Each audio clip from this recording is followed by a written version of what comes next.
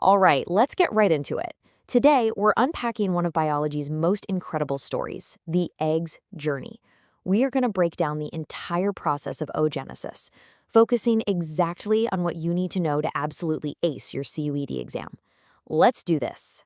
So let's start with a wild thought. Imagine a biological process that kicks off before you're even born and then just hits the pause button for decades. Sounds crazy, right? Well, that's oogenesis for you. And trust me, understanding this isn't just fascinating.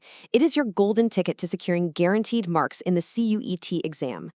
Now, to really get this journey, we first need a map. So we're going to start with the big picture, the system's blueprint, the female reproductive system. This sets the stage for where all the magic happens. So why are we focusing so hard on this? Well, listen up. This isn't just some random chapter. It's a super high-weightage topic.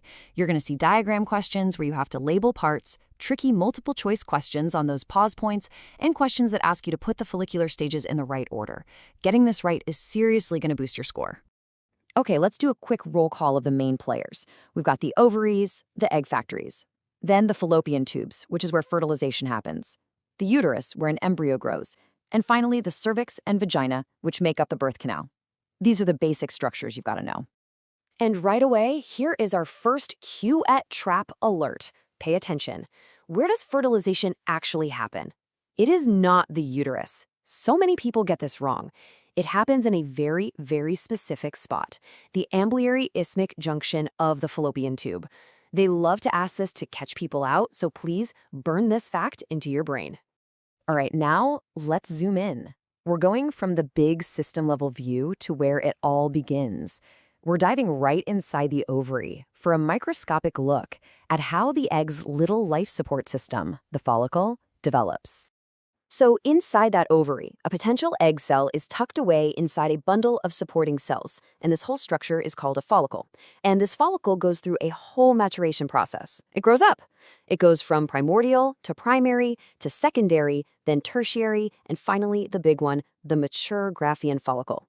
And, usually only one follicle makes it all the way to this final stage each cycle. And this brings us to the absolute heart of our topic today, the egg's paused journey. We are about to unpack the really complex, multi-stage process of oogenesis and its famous and very frequently tested pauses. Okay, let's walk through this timeline together. The whole thing starts way back in fetal life. Cells called oogonia divide and create millions of primary oocytes. And boom, here's arrest number 1. At birth, all of these primary oocytes are just paused. They're stuck in prophase 1 of meiosis. And these stay that way for years. Then at puberty, hormones kick in and tell meiosis 1 to finish up, creating a secondary oocyte. But hold on, we're not done. Here comes arrest number 2. This new secondary oocyte is now paused in metaphase 2. And this second pause is only broken if and only if fertilization happens. It's just an incredible on-again, off-again process. Now that we've got the timeline down, let's take a closer look at that final structure that's holding the egg while it waits. It is time to break down the anatomy of the mature Graafian follicle, which, by the way, is a huge favorite for diagram questions on the exam. You absolutely have to know these labels. At the very center, you've got the secondary oocyte. It's protected by this glycoprotein layer called the zona pellucida, and then surrounded by cells called the corona radiata. You'll also see the antrum, which is just a fluid-filled cavity, and then the outer layers, the theca interna and externa, which are super important for making hormones. You need to know these names cold. Okay, we've gone through all the concepts. That's the hard part. Now, let's make sure you can actually remember it all when you're under pressure in the exam hall. It's time to crack the exam code with some powerful memory tricks and a little bit of practice. Okay, for remembering those 2 tricky arrest phases, use this. It's gold. Pro-I before puberty, meta-I before maternity. Think about it. Prophase I is the pause that happens before puberty. Metaphase 2 is the pause that waits for fertilization, which, could lead to maternity. Simple and effective, right? And what about the sequence of the follicles? I've got one for that too. Just remember, please pray slowly to God. That stands for primordial, primary, secondary, tertiary, and Graafian. This little sentence will save you from making easy mistakes on those sequence questions. All right, you've got the concepts, you've got the mnemonics. Let's put it all to the test with a real CUT-style challenge. I want you to pause right here and try to solve this next one all by yourself. Ready? Here it is. Match the parts of the Graafian follicle in list I with their descriptions over in list 2. This is a super common question format, so take a second, pause now, and work it out.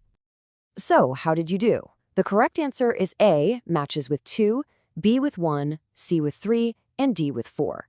The zona pellucida is that glycoprotein layer, the antrum is the fluid-filled cavity, theca interna is all about hormone secretion, and the corona radiata are those cells surrounding the oocyte. Awesome job if you got that right. Okay, let's talk about the common traps. These are the mistakes students make over and over again. Number 1, thinking oogenesis starts at puberty. Wrong. It starts in fetal life.